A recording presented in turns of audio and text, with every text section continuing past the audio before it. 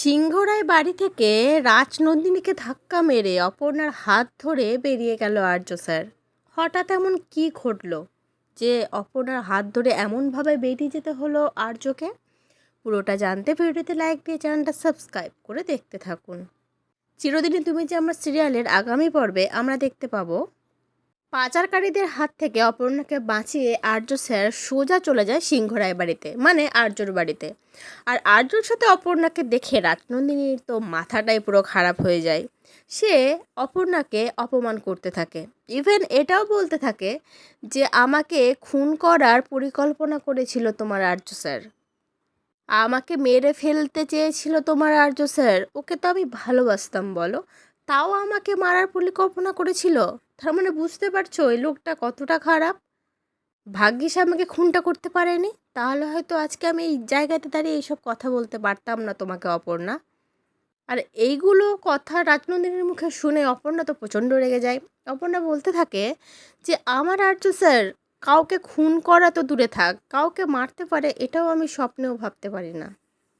তখন রাজনন্দিনী অপর্ণাকে বলতে থাকে, হ্যাঁ হ্যাঁ তুমি তো এই কথাগুলো বলবেই, তুমি তো এই 5 নম্বর কলোনি থেকে উঠে আসা মেয়ে না, একটা গরিব ফ্যামিলি থেকে উঠে আসা মেয়ে। হঠাৎ এরকম কোটিপতি ঘরে বউ হয়ে আসার সুযোগ পেয়েছো, এত বড় সম্পত্তি দেখে ফেলেছো, তুমি তো গুণগান গাইবেই। তাই তো তুমি আর্যকে বিয়ে করে নিয়েছো। এখন তোমার লাইফ, তোমার বাবা মার লাইফ, তোমার ফ্যামিলির লাইফ, সবার লাইফ পুরো সর্টেড হয়ে গেছে, তাই না অপর্ণা? কি অপর্ণা, আমি কি কিছু ভুল বলছি? আর এইসব কথা শুনে তো অপর্ণার প্রচণ্ড রেগে লাল হয়ে যায়, তার সাথে আর্য স্যারও প্রচণ্ড রেগে যায় রাজনন্দিনীর উপরে। আর্য স্যার রাজনন্দিনীর উদ্দেশ্য করে বলতে থাকে, প্লিজ স্টপ ইট। রাজনন্দিনী তুমি আর একটাও কথা বলবে না, অনেক বলে নিয়েছো তুমি, এবার স্টপ। তারপরে আর্য স্যার অপর্ণার কাছে গিয়ে অপর্ণার হাত ধরে রাজনন্দিনীকে একদম পাশ কাটিয়ে অপর্ণাকে নিয়ে বেরিয়ে যায় সেখান থেকে। তো বন্ধুরা, আর্য অপর্ণার দেখা তো হলো অবশেষে, কিন্তু এ আবার কোন ঝামেলার উৎপত্তি হলো? অপর্ণার কোথাও গিয়ে শান্তি নাই, না বাইরে কোথাও, না নিজের বাড়িতে, না নিজের শ্বশুর বাড়িতে, সব জায়গায় কেউ না কেউ ওর পিছনে লাগার জন্য ওয়েট করছে।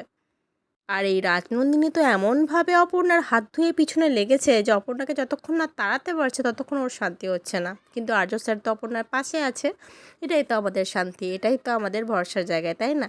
তো আজকের পর্বটা কেমন লাগলো অবশ্যই কমেন্ট করে জানিও। পরবর্তী আপডেট নিয়ে তাড়াতাড়ি আসছি, সঙ্গে থেকো, সাথে থেকো, চ্যানেলটা সাবস্ক্রাইব করে দিও। ধন্যবাদ।